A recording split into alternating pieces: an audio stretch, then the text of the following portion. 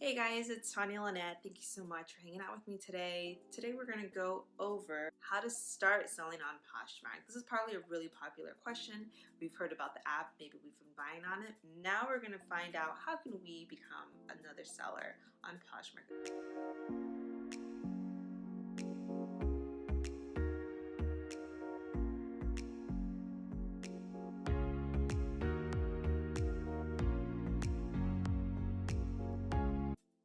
I've been selling on Poshmark for about 7 years now, and I've been full-time for 5 years.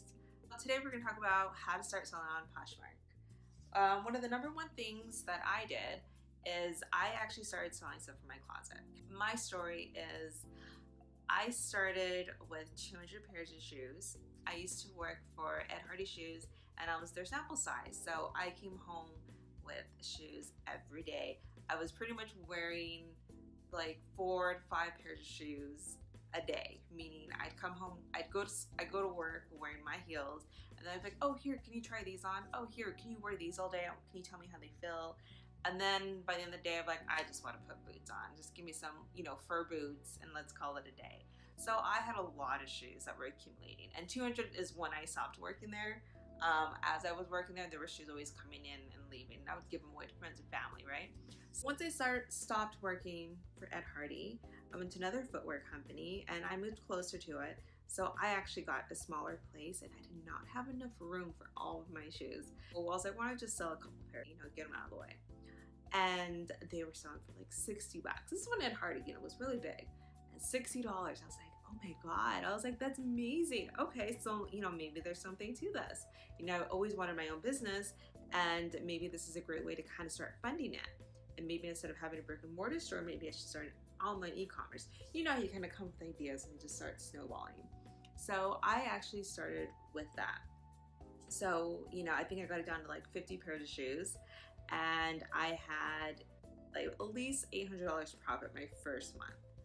That was great. So with that $800, I then took the money and started buying clearance items from like Marshalls. Marshalls was just down the street from me, so I'd go to Marshalls after work and buy items on the clearance rack, which would be, sometimes I'd find like Free People items, Theory, sometimes Alice and Olivia, which was amazing at the time. Alice and Olivia used to sell really well for me.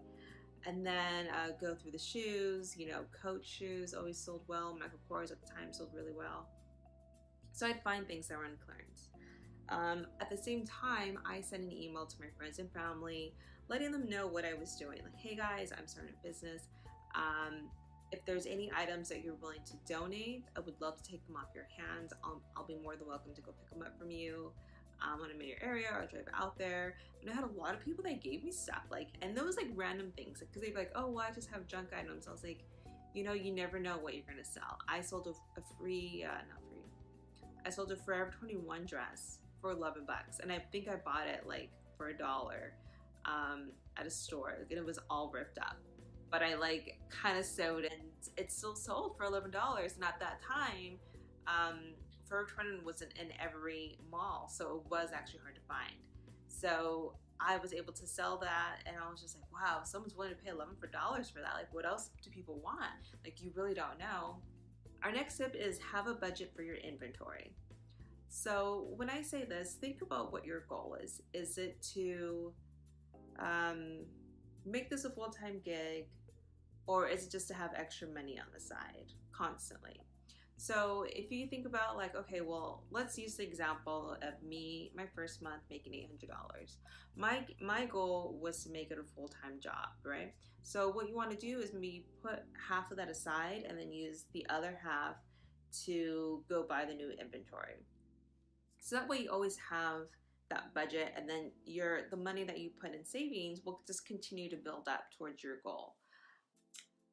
Our third tip is do not spend a lot of money on packaging, meaning don't feel like you got to go out of your way to buy poly bags. You don't have to buy tissue paper. Don't feel like you got to spend all this money just to wrap it up, note cards, stickers, all that. If you're starting out and your goal is to extend every dollar, do not spend money that does not need to be spent. So one way to get packaging is the US Postal Office actually has priority envelopes and boxes that you can get for free. You can order them on their website. I'll go ahead and put it right there. You order on the website and they would deliver it to you. So you don't have to necessarily go to the post office. Fun fact is that you can also schedule pickups.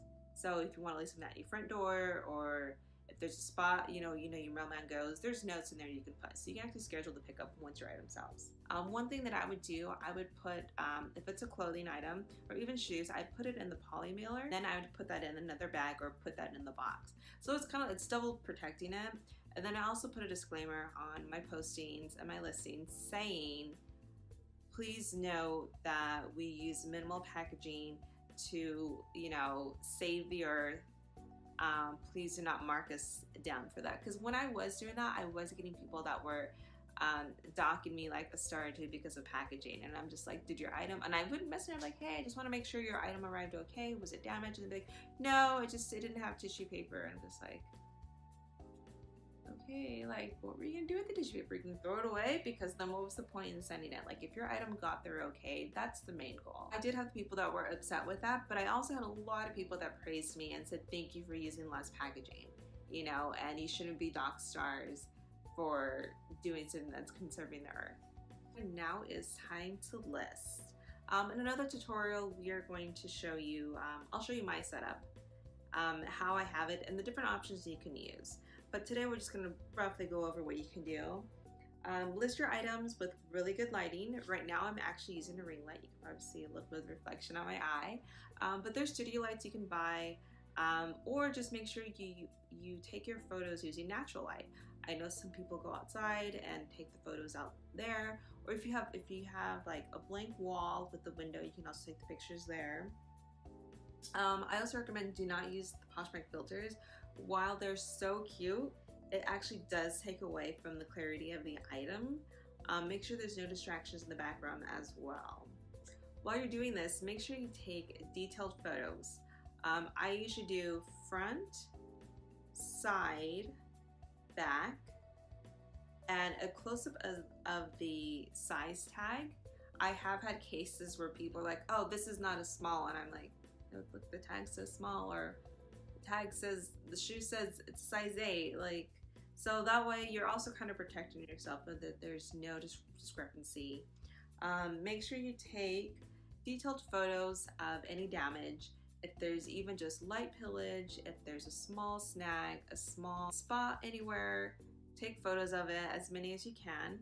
If you have more than 8 photos that you need to post, there's apps out there like Pic Collage that you can actually download and then just kind of do, I would say at least do 4 pics to 1 posting if you have more than 8, but there's ways to still add more. I would recommend taking detailed measurements of the item. So if you have a dress, do the bust, which is armpit to armpit. Length, you can either do the top of the shoulder to the bottom of the hem, or you can also do from the armpit down to the hem. Whichever you prefer, just make sure you kind of clarify from armpit to hem, that's what it is, or from shoulder to hem is that length. A lot of people do also ask for like waist, but I usually just try to do like length and also the bust line. For shoes, you want to do the heel height, and if there's a platform, you can say 3" with 1" platform. For purses, you want to do width and height, which is pretty easy. What I do is I take photos of the measuring tape going on there just so that it's a little bit quicker for me. And so even if I don't get the measurement right, say it's a 9.5, but maybe it's 9 and like 3/4, the person can clearly kind of make that judgment for them. I may go from just like seam to seam, but they might want the whole bag laying completely flat, which would kind of also add in the depth of it. So whatever you feel is best, whatever you feel like you have time for, make sure you do the measurements. Our next tip is to answer questions quickly. So the reason why I say answer it quickly is because people will ask a question, and if you can respond to them within the few minutes, there's a high chance that they're still on Poshmark. So if they have additional questions, you're able to answer them quickly before they make a decision to go and buy another item. Also, when people usually have questions, they may be needing to find something quickly for an event coming up. So you want to be able to get that item to them faster than if you waited a full week to respond to them. Now that your item has sold, you want to ship this within 2 days. Poshmark does have a window of, I believe, 7 days. After the 7 days, your buyer does have the option to cancel the order, and we don't want that to happen. So if you're someone that's still working and you don't have a lot of time, to package your items, what I would do would come home from work after I got everything done. Right before I went to bed, I would print out any labels and try to package as many orders as I could so that I could take that to work with me or drop it off at the post office before, after, or even on my lunch break. So that way it kind of helped with the load, and I only needed to ship out a few items the next day or when I get home. But I would say make sure you ship your item within 2 days. The delivery of the item is between 2 to 3 days, priority mail. That allows your buyer to get their item very quickly. If you're not able to ship your item that quickly, make sure you communicate with your buyer to let them know if there's any delays. If the delays, you can't find an item, if you're looking for a shipping box, or you're just busy, just let them know. A lot of people are very understanding, and if they need the item quickly, you're able to communicate that there is that delay and they can decide if they want to cancel the order. So my fun tip for the day is do not overextend yourself.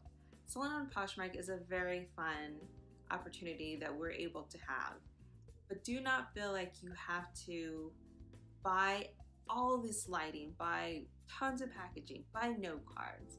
Just keep it very simple, and as you grow, your business will grow along with you.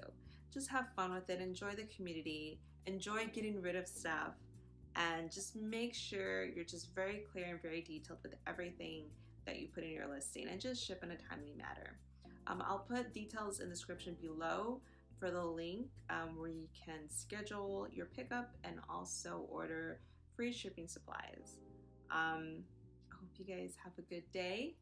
Drink water, eat avocados.